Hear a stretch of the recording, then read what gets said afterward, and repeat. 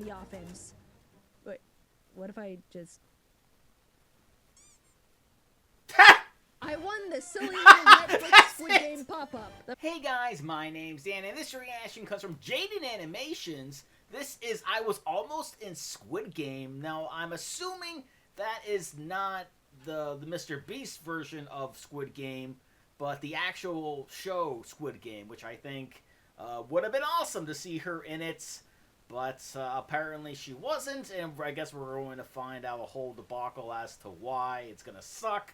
I'm going to hate hearing it, but maybe there is still a future. Maybe there's still a chance she'll end up there at some point in time, because I'm sure she's got many other talents, because she is just super smart and super talented in her own right, and just animating things. I can only imagine what else she can do, and especially with her storytelling, which we're going to see beautifully done on display here. But before we get into it, though, please check all those links I have for you down in the description below. More specifically, JaidenAnimations link. If you haven't already, it's a great way to support her, and a great and easy way to support me. So go right below this video and click all those buttons down there, because not only let you see future reactions that I do, but also helps my channel to grow. And without any further ado, let's go. When I say I was almost in Squid Game, I specifically mean Netflix's reality show version, not like the actual one where people died. Sorry for a bit of a bait there, but also I'm not lying. So before I get into that whole story, I need to explain how I was even put in that situation to begin with. Early last year, Jacob, our friend Joe, my brother Jax, and I all went to this little Squid Game pop-up event hosted by Netflix. It looked interesting, to say the least. A combination of curiosity and boredom are what convinced us to buy tickets. Our Uber took us to the location provided, and we were dropped off at a scary back alley in the streets of LA. So like the show Squid Game, then. Are you sure this isn't a setup for, you know, actual the real thing? Yeah. We hunted down the entrance, headed up Squid Game themed stairs, and inside was a big lobby with merch, snacks, decorations. You know what else was in there? No other human beings. We were the only ones there, along with the shape guys that were just staring at us. Cool. Are you sure this isn't... I don't know anymore. Yeah, same. I would be scared too. Signed us in and gave us numbered wristbands. What? It's like Squid Game! Eventually, more contestants showed up, and soon enough, we were herded into the starting room, decorated very much like no one actually cared about this thing. And if they did, corporate ruined it. The staff guy gave us the rundown on how the event was gonna work, all the rules, such and such. But sprinkled throughout the explanation were like a lot of safety hazard jokes. I know the concept of the whole thing is rooted in playing dangerous games and dying and ooh, evil dystopian. But he was saying things like, don't lean on the walls. You might rip through it, and I don't want to fill out any paperwork if you hurt yourself. Don't- Whoa! Okay, so what is it made out of exactly? Did you, I guess you just spared no expense in this, huh? Don't touch anything that you shouldn't touch. I don't want to have to fill out paperwork again. He was very anti-paperwork, like way more than the actual human safety part. Based on what we've seen so far, our group knew we were about to experience exactly what we were hoping for, but with not the death part. For the first game, we were led into a room with lines of glass squares. What? It's like Squid Game again! The glass jumping part! When it was your turn, the pattern on the 10 squares would be shown, and you needed to memorize which tiles to step on. It's like, well, I guess it's kind of like Squid Game.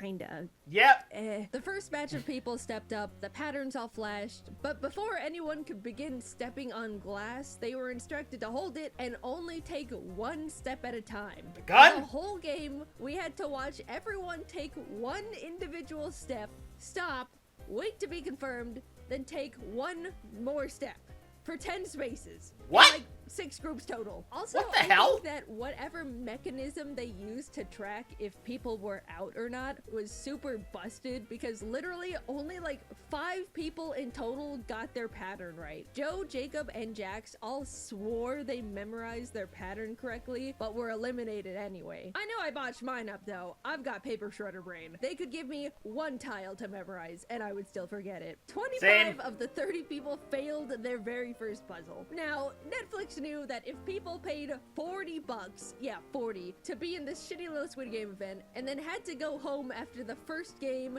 they would be pretty upset. So the rule was for the first 4 challenges, no one would be eliminated. Yay, woohoo, phew, that was a close one. In the next room, they tried to combine both the honeycomb game and the marbles game from the show, but what was put together was throw marbles in the shape on the table to win other people's marbles.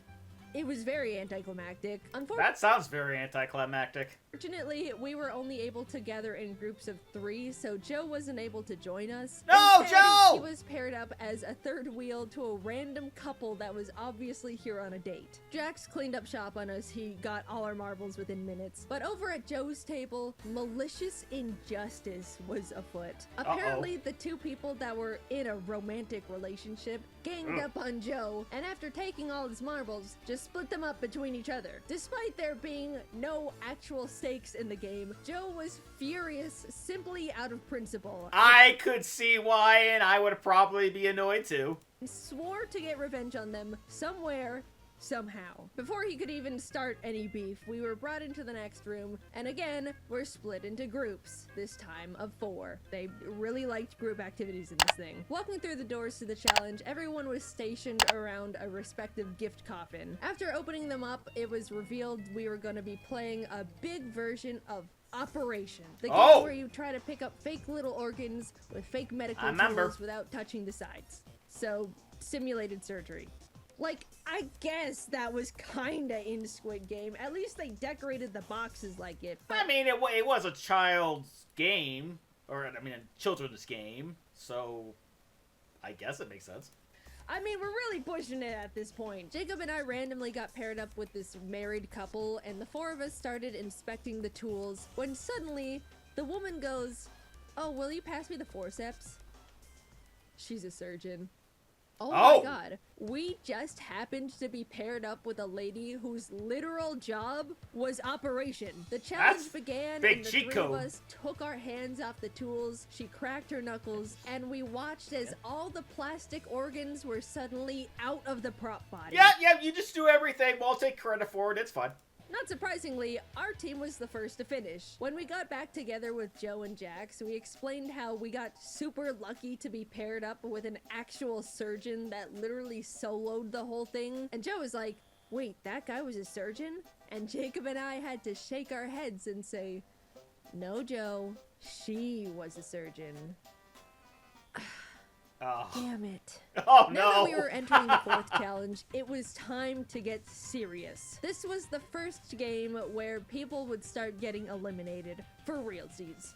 But not realsies. Everyone was split into 2 groups and taken to one side of a wall where there was a bunch of prop boats. It was a kind of not really IRL version of Battleship where we had to try and shoot down all the other sides of boats. And I mean, that sounds neat in theory, but I guess they didn't go that way, huh? That one would progress into the 5th game. I would describe this idea as good enough.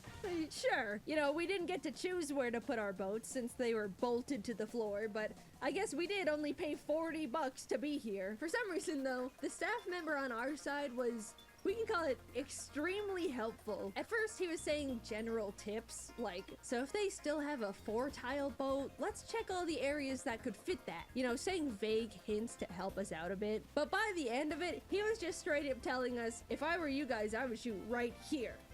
Like, this guy wanted us to win. Wow. And win fast. So either he had some kind of bet going on with the other staff members, or dude just had places to be. All Sounds like it's that one. Boats were sunk, and the remaining 15 or so people were led into the semi-final game. It was obvious as soon as we saw her, we were finally playing the classic red light, green light. It was decorated like the show, the doll was there, but there were giant gift boxes scattered around the room to act as obstacles, because when you think about it, red light, green light isn't high stakes when staff can't actually shoot the contestants. Like, something had to be added to spice it up a bit. We gathered on the starting line, and the game started. As we were playing, I was thinking, how are they measuring if we're moving or not? You know, I doubt they recreated the entire motion tracking doll thing just for this pop-up that's getting torn down after a month. I figured the only thing they could be using to track motion is our wristband, so in between the green lights, I focused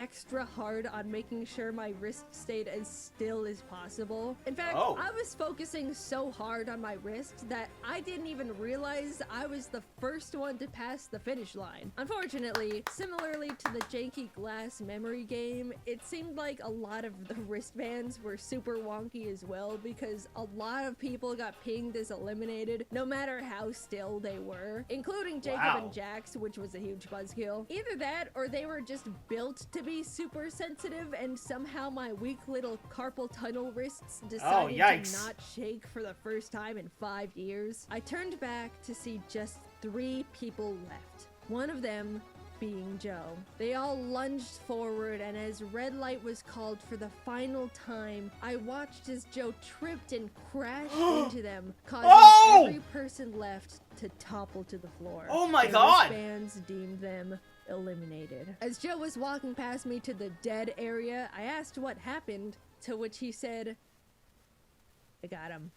Joe had intentionally sacrificed himself to bump those people because they were the couple that ganged up on him during marbles. He had finally gotten his revenge. Was it Sounds petty? good. Yes. Did he probably ruin their date? Yes. Yes. But do I also not care and think that was the funniest shit ever? Yes! Absolutely. Joe is awesome. I was somehow the only one in our group moving on to the final round. Me and the other 4 winners of red light, green light were brought into Squid Game. And everyone else was there too, watching from behind a little rope. Jaiden, Squid Game is so rough and tough. How did you fare against the 4 other dudes that made it to the end? In real Squid Game, the guy got stabbed. Did you get stabbed?